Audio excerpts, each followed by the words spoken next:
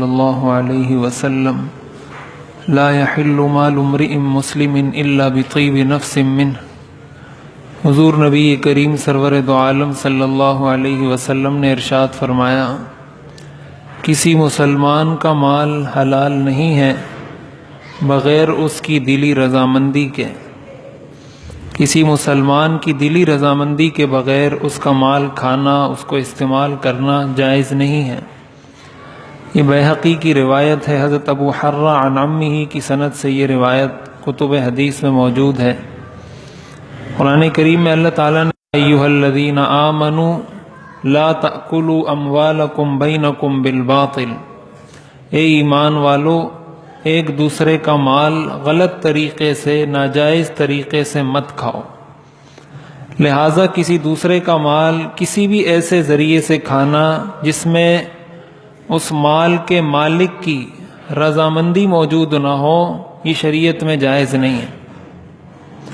ہمارے ہاں ایسی بہت ساری صورتیں رائج ہیں جس میں ہم شعوری طور پر یا لاشعوری طور پر دوسرے کا مال کھا رہے ہوتے ہیں، ناجائز اور حرام کھا رہے ہوتے ہیں، اور ہمیں اس کا احساس نہیں ہوتا۔ اس کی بہت بڑی مثال ہمارے ہاں کہ بہنوں کا اور بیٹیوں کا میراث میں جو حق بنتا ہے وہ نہیں دیا جاتا۔ بہنوں کو بھائی حق نہیں دیتے، بیٹیوں کو والدین حق نہیں دیتے، اور ان کا میراث میں جو حق تھا، جو ان کو ملنا چاہیے تھا، جو قرآن کریم میں بتلایا گیا ہے کہ بیٹیوں کا یہ حق ہے، بہنوں کا یہ حق ہے، بھائی اس کو دبا کر بیٹھے ہوئے اور ساری زندگی گزار دیتے ہیں، وہی اپنے بچوں کو کھلاتے ہیں، وہی خود کھاتے ہیں۔ اب ظاہر ہے کہ جب بہنوں کا حق اس کے اندر ملا ہوا ہے تو اس سے جو کمائی کی جا رہی ہے وہ کمائی بھی ان کے لیے حلال نہیں، اور وہ اصل بھی ان کے لیے حلال نہیں۔ اس کا مطلب کہ یہ حرام لقمہ اپنے پیٹ میں اتار رہے ہیں، اپنے بچوں کو حرام کھلا رہے ہیں، اور جب اپنے بچوں کو حرام کھلایا جائے گا، حرام کا لقمہ ان کو دیا جائے گا، تو ایسی اولاد کبھی تابعدار، کبھی فرما بردار نہیں ہوتی۔ ایسی اولاد سے خیر کی توقع نہیں رکھنی چاہیے۔ حضور علیہ الصلوۃ والسلام نے فرمایا، لا يدخل الجنت جسد غذی بالحرام، جنت میں ایسا جسم داخل نہیں ہوگا جس کو حرام سے غذا دی گئی ہو۔ جس جسم کی غذا حرام ہو وہ جسم جنت میں داخل نہیں ہوگا۔ تو ہم ذرا دیکھیں کہ ہمارے معاشرے میں یہ چیز کتنی عام ہے۔ اسی طرح فقہاء نے لکھا ہے کہ آپ اگر کسی کے پاس بیٹھے ہیں اور کسی بھی ایسے موقع پر کوئی آپ کو کچھ پیسے دے رہا ہے، لیکن آپ کو پتہ ہے کہ یہ شرما شرمی میں دے رہا ہے، اس کا دل راضی نہیں ہے، یہ دل سے نہیں دے رہا بلکہ ایک طرح سے شرمندہ ہو کر اور یہ سمجھ کر کہ اگر نہیں دیے تو وہ کیا کہے گا، یا کہیں دوست ناراض نہ ہو جائے، اس لیے وہ پیسے دے رہا ہے، اور سامنے والا لے لے تو یہ لینا بھی جائز نہیں اگر اس کو یہ پتہ ہے کہ یہ دلی رضامندی سے نہیں دے رہا۔ ہمارے ہاں ایسا بھی ہوتا ہے، کسی دوست یار جاتے ہیں، ہوٹل پہ گئے، کسی ریسٹورنٹ پر بیٹھ گئے، اب وہ بل اس کے ذہن میں تو یہ تھا کہ بل ہم سارے مل کر ادا کریں گے، وہ کسی ایک پر ڈال دیتے ہیں، اب وہ بیچارہ چاہے انچاہے وہ بل ادا کرتا ہے۔ اب اس کو پتہ ہے، اس کے دل کو پتہ ہے، اس کے اللہ کو پتہ ہے کہ اس نے کس نیت سے اور کتنا برا سمجھتے ہوئے یہ بل ادا کیا ہے، لیکن ہم لوگ اس کو کھا جاتے ہیں۔ یہ بھی حرام خوری ہے، یہ بھی ناجائز ہے۔ اور اگر پیسے تقسیم کیے جائیں تو اس کو ہمارے ہاں امریکن سسٹم کہا جاتا ہے۔ یہ امریکن سسٹم نہیں ہے، یہ اسلامی سسٹم ہے۔ اگر کوئی شخص اپنی رضامندی سے پیسے دیتا ہے یہ بھی اسلامی سسٹم ہے، اور اگر کوئی شخص آپس میں تقسیم کر کے، دوست اور تقسیم کر کے کچھ پیسے جمع کر کے کھاتے ہیں، یہ بھی اسلامی سسٹم ہے۔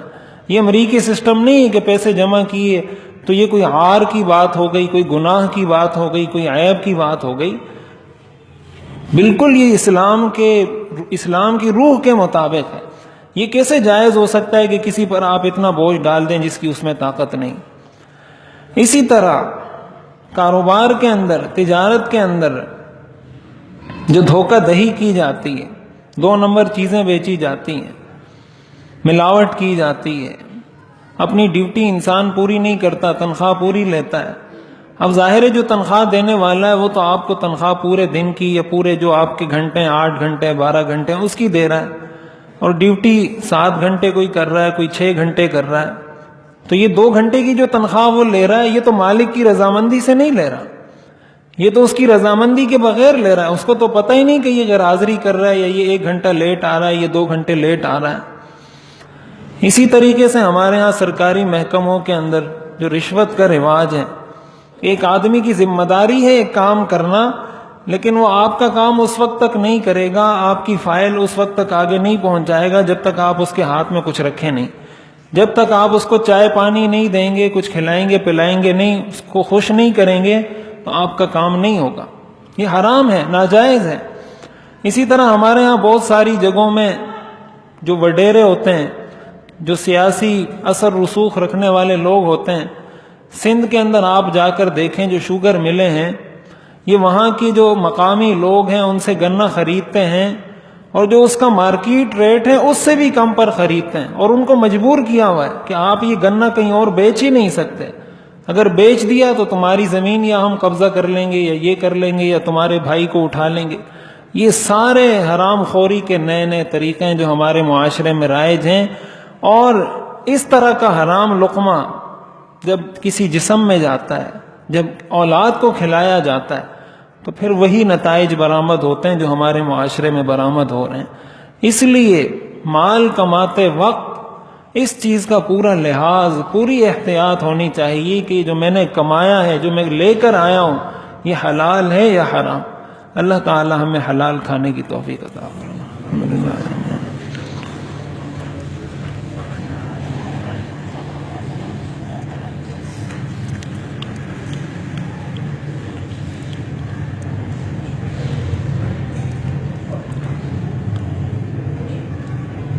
رحمتک یا